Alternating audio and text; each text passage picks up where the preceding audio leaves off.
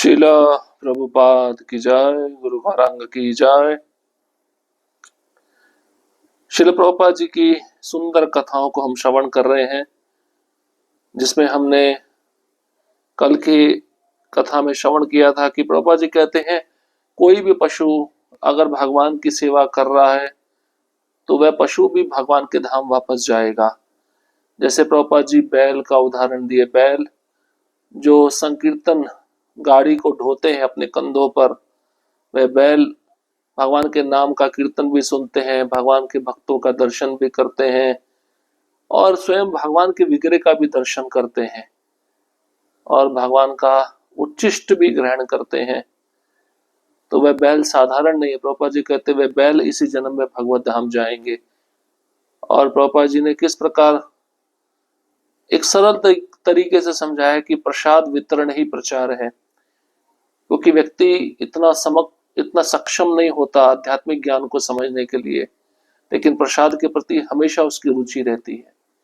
तो प्रसाद को ग्रहण करके धीरे धीरे वह आध्यात्मिक ज्ञान को समझ सकता है।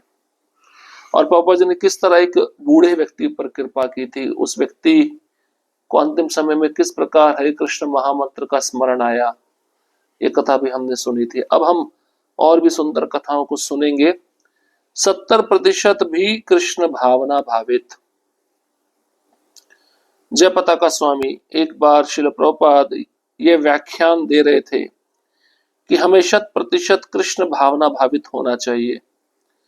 वे बार बार यह बिंदु दृढ़ता से कह रहे थे कि हमें पूर्ण रूप से कृष्ण को समर्पित होना चाहिए।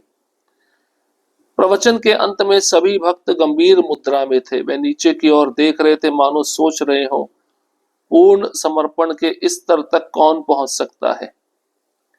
तो जय पताका महाराज जो प्रभुपाद जी के बहुत ही वरिष्ठ शिष्य हैं, वे बता रहे हैं कि एक बार श्रील प्रभुपाद जी प्रवचन दे रहे थे और ये प्रवचन कनाडा में मॉन्ट्रियल शहर में हो रहा था।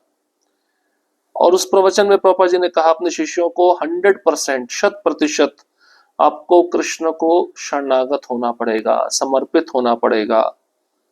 जैसे कृष्ण भगवद गीता में कहे ना, सर्वधर्मान परित्यज्य माम एकम शरणम व्रज अहम त्वाम सर्व पापेभ्यो मोक्षयिष्यामि मा शुचा। तुम सब कुछ छोड़कर, सब धर्मों का त्याग कर मेरी शरण में आ जाओ। इसको कहते हैं 100%, 100%। अब भक्तों ने जब ये सुना तो वे बहुत गंभीर मुद्रा में चले गए, नीचे की ओर देख रहे थे, बड़े उदास थे, मानो भक्त सोच रहे हो भाई पूर्ण समर्पण कौन कर सकता है, इतना तो हमारे अंदर क्षमता नहीं है पूर्ण समर्पित होने की कृष्ण के चरण कमलों में। ये जो पूर्ण समर्पण है कृष्ण के प्रति, इस स्तर तक कौन पहुंच सकता है। हमें तो लगता है कोई पहुंच नहीं सकता। मानो वे सबके मन पड़ रहे हो। प्रभुपाद ने अपनी भाव स्थिति को थोड़ी शिथिल किया और कहा यदि तुम 90% कृष्ण भावना भावित हो सको तो भी तुम भगवान के धाम जा सकते हो। अब प्रभुपाद जी ने थोड़ा डिस्काउंट दिया, 10%। प्रभुपाद जी ने कहा 100 में से 90% आपको कृष्ण भावना भावित होना पड़ेगा। प्रभुपाद जी अपनी वाणी में थोड़े शिथिल हो गए, अपनी भाव स्थिति को उन्होंने थोड़ा सा बदल दिया। तुम्हें 100 से 90% कृष्ण भावना भावित होना पड़ेगा, तभी तुम भगवान के धाम वापस जा सकते हो। वे एक ऊंचे, लगभग 4 फीट ऊंचे व्यास आसन पर विराजमान थे और उतरने के लिए कुछ सीढ़ियां थीं। जैसे ही वे नीचे उतरने लगे, उन्होंने कहा यदि तुम अपनी 80% समर्पित हो तब भी कृष्ण तुम्हें स्वीकार करेंगे। अब प्रभुपाद जी ने और भी डिस्काउंट दे दिया। देखिए शुद्ध भक्त इतना उदार हृदय का होता है, वे समझ गए अब 90% भी नहीं हो सकते, तो अब 90 से प्रभुपाद जी उनको 80% कर दिए। ठीक है, आप 90% कृष्ण को शरणागत नहीं हो सकते, 80% हो जाओ, तब भी कृष्ण तुमको स्वीकार कर लेंगे। फिर वह व्यास आसन से उतरकर आगे बढ़े। उनकी चादर पीछे जमीन पर लहराती जा रही थी। अचानक वह रुके, भक्तों की ओर देखा और कहा यदि तुम 70% भी कृष्ण भावना भावित हो तब भी कृष्ण तुम्हें स्वीकार करेंगे। फिर उन्होंने चादर को कंधे पर फेंका और ऊंचा मस्तक किए हुए वहां से प्रस्थान कर गए। अब प्रभुपाद जी ने कहा ठीक है, अगर 80% भी आप कृष्ण भावना भावित नहीं हो सकते, 70% तो होना ही पड़ेगा। 70% अगर आप कृष्ण भावना भावित हो जाते हो तो कृष्ण आपको स्वीकार कर लेंगे। तो देखिए, एक बहुत बड़ा डिस्काउंट प्रभुपाद जी ने हमको दिया। ये डिस्काउंट किसी और संस्था में नहीं है। 70% कृष्ण भावना भावित होना मतलब क्या? निष्ठा के स्तर पे पहुंचना। आदो श्रद्धा, साधु संग, भजन क्रिया, अनर्थ निवृत्ति, निष्ठा।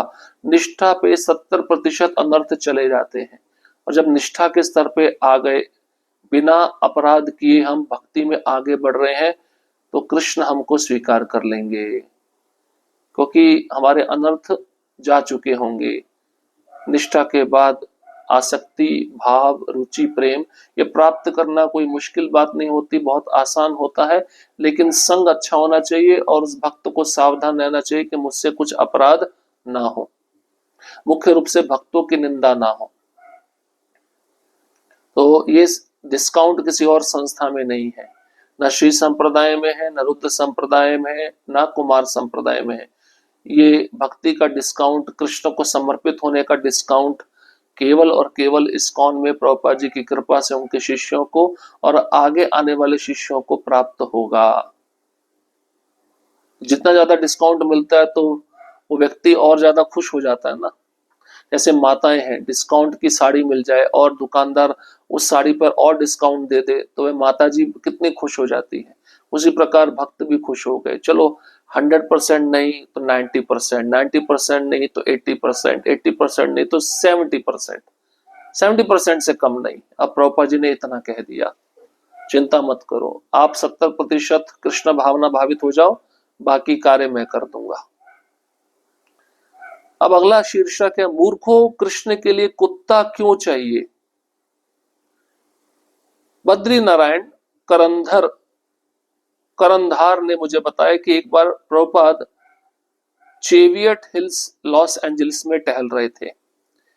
जब वह एक बड़े से घर के पास पहुंचे तो उन्होंने कहा, एक दिन हमारे पास भी कृष्ण के लिए ऐसा बड़ा घर होगा।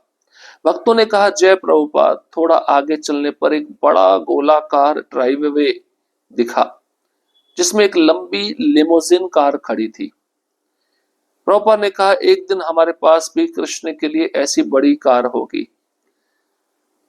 भक्तों ने फिर कहा, जय प्रभुपाद। थोड़ा और आगे बढ़े तो एक और मकान आया और अचानक एक बड़ा कुत्ता दौड़ता हुआ ड्राइववे से बाहर आया। प्रभुपाद बोले, एक दिन हमारे पास भी कृष्ण के लिए ऐसा बड़ा कुत्ता होगा।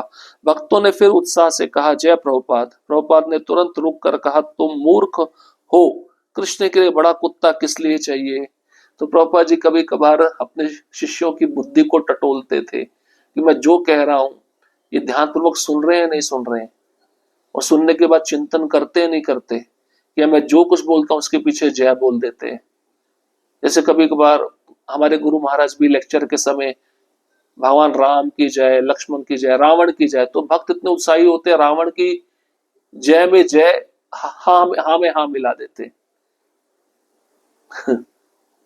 तो यहाँ पे बद्री नारायण प्रभु कहते हैं कि करंधार एक प्रभुपाद जी के शिष्य हैं। करंधार ने बद्री नारायण प्रभु को बताया कि एक बार Prabhupada ji चेविट hills, Los Angeles में टहल रहे थे और टहलते टहलते एक बड़े घर के पास जब वह पहुंचे तो उन्होंने कहा, एक दिन हमारे पास भी कृष्ण के लिए एक ऐसा बड़ा घर होगा। तो ये अच्छी बात है। सभी भक्तों ने कहा, जय प्रभुपाद। अब थोड़ा प्रभुपाद जी आगे बढ़े तो एक गोलाकार ड्राइववे देखा जिसमें एक बड़ी लंबी लिमोजिन कार थी। तो प्रभुपाद ने कहा, एक दिन हमारे पास भी कृष्ण के लिए ऐसी लंबी कार होगी। ये भी अच्छी बात है, कृष्ण के लिए कार होगी तो उस कार से हम कृष्ण की सेवा कर पाएंगे ना। ऐसा बड़ा घर अगर कृष्ण के लिए होगा तो कृष्ण की सेवा हम कर पाएंगे उस घर के माध्यम से। तो सभी भक्तों ने जय प्रभुपाद बोला। अब थोड़ा प्रभुपाद जी और आगे बढ़े, एक मकान आया, अचानक एक बड़ा कुत्ता दौड़ता हुआ वहां से बाहर निकला।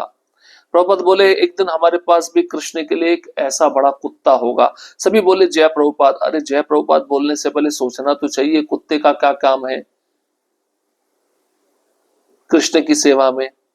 अब प्रभुपाद जी तुरंत रुककर उनको कहने लगे, तुम सब मूर्ख हो, कृष्ण के लिए बड़ा कुत्ता किस लिए चाहिए।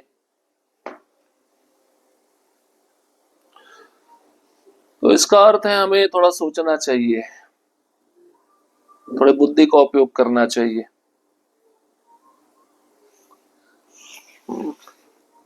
अब तीसरी लीला है, राधा रानी के विषय में प्रश्न पूछने वाले तुम होते कौन हो। बहुत सारे लोग राधा रानी को चाहते हैं, राधा रानी का नाम उच्चारण करते हैं, लेकिन राधा रानी को जानने के लिए हमारा उतना स्तर है क्या, राधा रानी का नाम लेने के लिए हमारा उतना स्तर है क्या। अब इस लीला से हमें पता चलेगा। जयपता का स्वामी, एक भक्त ने मुझसे कहा था, हर बार जब प्रभुपाद कक्षा दे तो तुम्हें एक अच्छा प्रश्न अवश्य पूछना चाहिए। तो मैं प्रतिदिन प्रवचन के अंत में कोई ना कोई ऐसा प्रश्न पूछता जो विषय से संबंध होता था। अब एक भक्त ने जयपता का महाराज को कहा, जब भी प्रभुपाद जी क्लास दें तो क्लास के एंड में तुम एक अच्छा प्रश्न, एक अच्छा क्वेश्चन उनसे पूछना। और उस भक्त के कहने पर जयपता का महाराज प्रभुपाद जी के प्रवचन के अंत में ऐसा प्रश्न पूछते जो उस प्रवचन से संबंधित होता था। अब एक बार मैंने श्रीमती राधा रानी के विषय में प्रश्न पूछ लिया। प्रभुपाद ने कहा, राधा रानी के विषय में प्रश्न पूछने वाले तुम होते कौन हो। मैं प्रतिदिन प्रश्न करता था और प्रभुपाद प्रतिदिन अलग ढंग से उत्तर देते थे। उस समय हम मॉन्ट्रियल मंदिर के संचालन के लिए बाहर काम करते थे, क्योंकि आय का अन्य कोई स्रोत नहीं था। इस कारण मैं केवल प्रातःकाल की कक्षा में ही भाग ले सकता था, सायकालीन कक्षा में नहीं। परंतु अगले दिन मैं उस कक्षा की रिकॉर्डिंग सुनता था। एक बार मैं उस टेप को सुन रहा था, कक्षा के अंत में प्रभुपाद ने पूछा, क्या किसी को कोई प्रश्न है। किसी ने कोई प्रश्न नहीं पूछा। तब प्रभुपाद ने कहा, वह अच्छे प्रश्न पूछता है। तो जयपता का महाराज रोज प्रश्न पूछते थे और प्रभुपाद जी रोज अलग ढंग से उन प्रश्नों का उत्तर भी देते थे।